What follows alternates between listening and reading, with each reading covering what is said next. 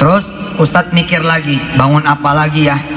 Oh, Ustadz pengen punya perusahaan teknologi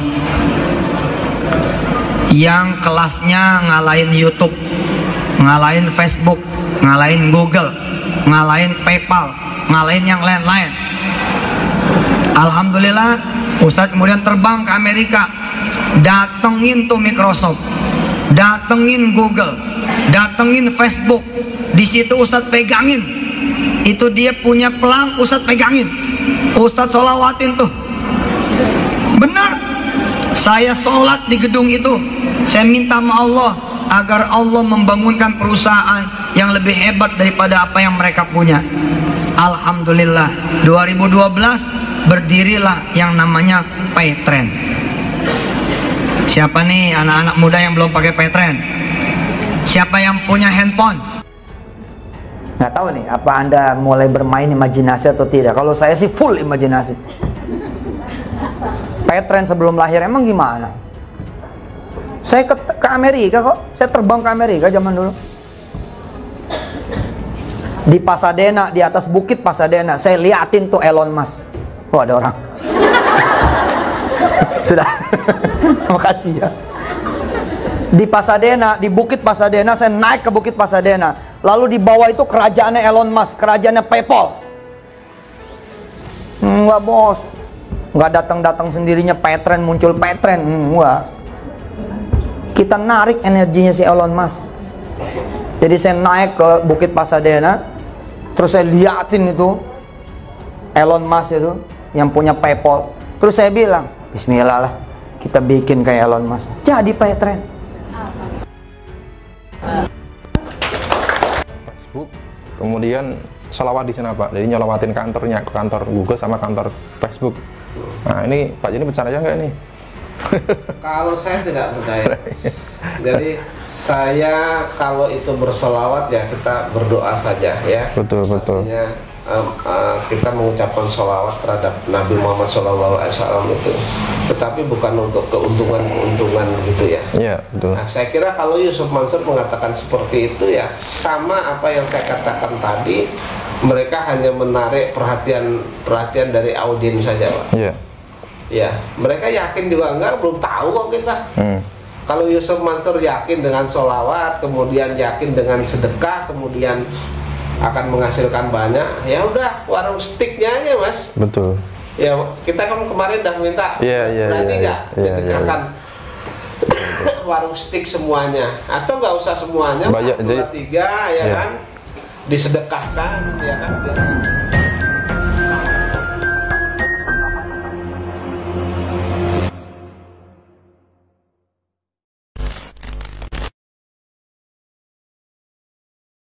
Ini Yus Mansur kalau nonton video-video ini ya, bagaimana Yus Mansur itu promosi Paytrend ya, kemudian sampai menceritakan dongeng-dongeng yang nanti teman-teman bisa nilai Pak.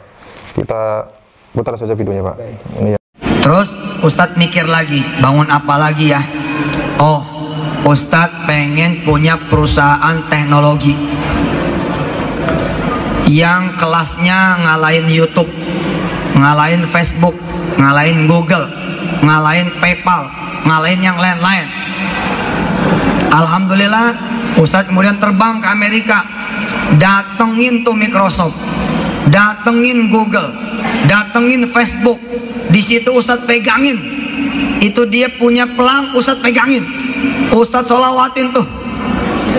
Benar, saya sholat di gedung itu, saya minta sama Allah agar Allah membangunkan perusahaan yang lebih hebat daripada apa yang mereka punya.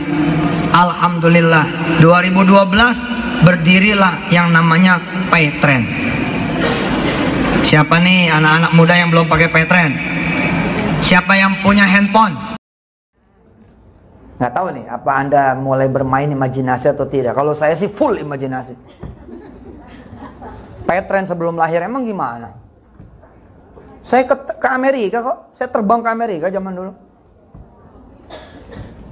Di Pasadena, di atas bukit Pasadena, saya liatin tuh Elon Musk. Oh, ada orang. Sudah. Makasih ya. Di Pasadena, di bukit Pasadena, saya naik ke bukit Pasadena. lalu di bawah itu kerajaannya Elon Musk, kerajaannya PayPal. Enggak bos, enggak datang-datang sendirinya Paytrend muncul Paytrend, enggak. Kita narik energinya si Elon Musk.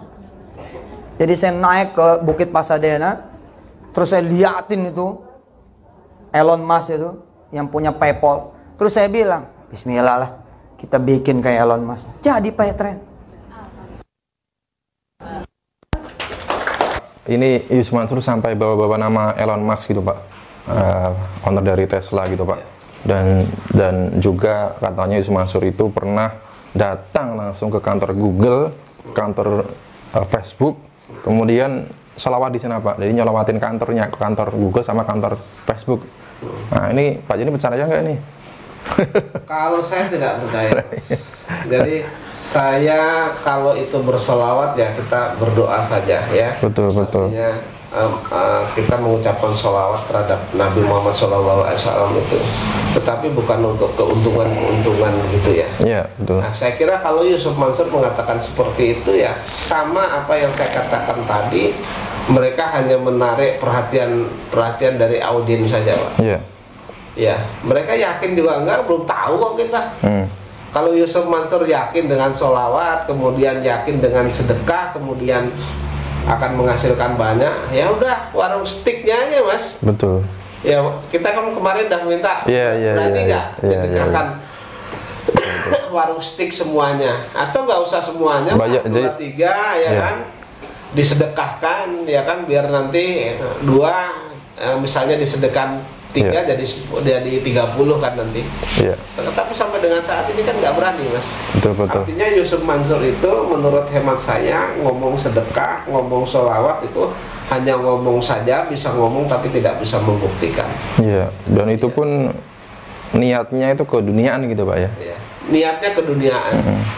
Tapi yang parah ya itu tadi, masa sampai Yusuf Mansur datang ke kantor Google, kantor Facebook cuma sekedar buat sholawat di sana gitu loh. Nggak usah seberat itu loh Mas. Kalau dia sholawat langsung nanti bisa yang disolawati itu bisa jadi sesuatu seperti Yusuf Mansur mengatakan daun jadi duit ya kan. Nah, nanti Yusuf Mansur bisa menghubungi Mas Hadi, bisa menghubungi saya. Nanti saya usahakan kepada Masjid Darussalam agar mengundang dia. Nanti kita kumpulkan daun di sana, Yusuf Mansur suruh nyolawati. Yusuf Mansur nyolawati di sana sampai nungging, sampai mati di sana, jadi bangkai juga nggak akan bisa. Ya udah, nggak usah jauh-jauh ke kantor Google atau kantor Facebook ya. Dengan sholawatin aja tuh istana presiden. Ya, katanya mudah jadi presiden. Katanya mudah jadi presiden, tapi jadi anggota dewan saja, ya kan? Suara yang milih saja untuk setingkat kelurahan tuh nggak jadi. Betul. Cuma apa? Setingkat RT lah itu yang milih. Padahal kalau dia DPR pusat ya, DPR RI itu kan dari beberapa kota ya. Masa dapat suaranya segitu? Artinya kepercayaan masyarakat udah luntur lah. Gitu. Betul ya. Dan doanya nggak makbul gitu loh. Katanya gampang, tapi kenyataannya nggak jadi. Ya mungkin kalau dulu mungkin masih banyak yang percaya, karena mungkin pengikut-pengikutnya ini masih fanatik lah gitu Pak ya. Masih percaya dulu. Karena kan belum terbongkar. Misalnya investasi JBN ini belum terbongkar. Terus kemudian investasi patungan Hotel City, patungan Moyapidi dan seterusnya itu kan belum terbongkar. Kalau sekarang kan sudah terbongkar dan bisa diakses orang. Iya, betul. Jadi kebohongan demi kebohongan itu pasti terbongkar. Bahasa ininya kan tidak ada orang yang bisa menyimpan bangkai itu tidak berbau, tapi pasti akan berbau. Iya, dengan munculnya para korban serapi apapun pasti akan baunya akan keluar. Iya, dengan munculnya para korban dari bisnis Mansur, kemudian masyarakat ini memakai akal sehatnya, memakai logikanya. Masa iya sih Paytrend gitu loh, perusahaan yang baru semur jagung ditawar sampai 4 triliun gitu, masa pernah datang ke kantor Google, kantor Facebook doang cuma buat selawat. Katanya pernah ketemu sama perusahaan yang membuat pesawat jet Amerika gitu loh. Nah ini kan masyarakat juga sudah sadar ya, semakin sadar siapa sebenarnya Yusuf Mansur gitu. Baik Pak, ini masih ada lagi Pak, biar ini Pak, masyarakat semakin sadar Pak.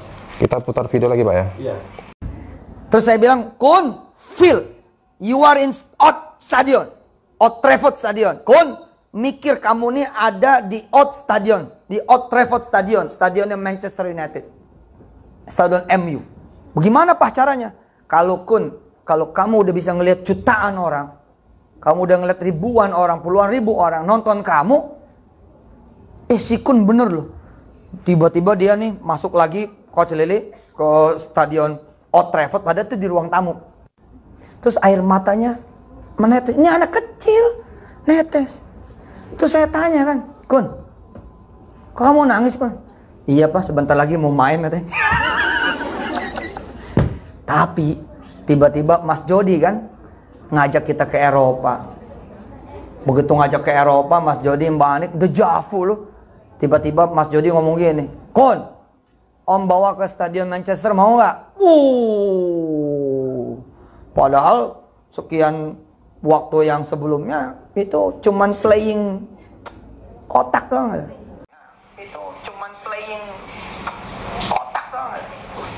Ya, ini menceritakan bahwa anaknya Yusuf Mansur ya, ini yang bernama Kun ini ya. Jadi diminta untuk berimajinasi gitu ya. Kalau ada ribuan orang lah yang istilahnya menonton ya di saat Yusuf Mansur ceramah, ini membayangkan seolah-olah berada di Old Trafford ya. Dan kemudian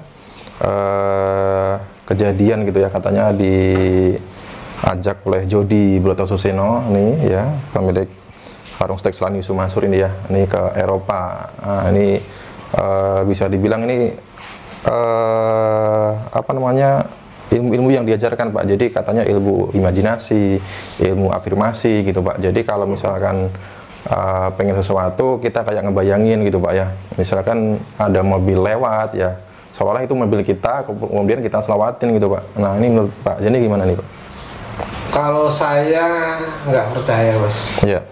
Jadi saya percayanya, jadi gini, mungkin Yusuf Mansur bercerita seperti itu ya, tujuannya kalau sholawat nanti dikasih orang, tanpa beli pakai uangnya sendiri. Nah, menurut saya hal seperti itu pembodohan terhadap umat ya. Ya seharusnya kita mengajarkan jangan tangan di bawah tapi tangan di atas gitu. Betul. Jadi kita jangan berhalusinasi seperti itu. Justru kita mengajarkan kepada anak kita atau di bawah kita atau adik-adik kita atau penerus-penerus kita itu mengajarkan untuk kerja keras. Artinya mereka belajar terlebih dahulu, kemudian kerja keras, kemudian mereka baru dapat itu. Tetapi kalau kita ajarkan ya nggak usah lah, yang penting bisa sholawat nanti juga ada yang ngasih.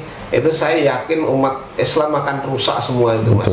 Jadi nanti orang nggak mau kerja itu, sholawat aja. Sholawat afirmasi gitu ya. Ya, padahal kalau sholawat saja kemudian tidak dibarengi dengan suatu pekerjaan itu mustahil kan. Iya betul. Walaupun ada 1 atau 2 sekian 0 sekian persen lah, tapi yang jelas ketika orang pengen kaya itu mesti mereka kerja keras. Saya kira. Kalau yang tidak pengen kerja kemudian ngumpulkan dana-dana orang ya seperti Yusuf Mansur ini. Ya akhirnya digugat sana sini ya kan. Akhirnya banyak yang dirugikan gitu. Jadi kita yang real saja lah. Ketika kita mendidik anak kita, ya mereka kita suruh sekolah dengan sungguh-sungguh sehingga mereka pintar. Kemudian nanti setelah mereka pintar bisa mengaplikasikan ilmunya di sana ya kan.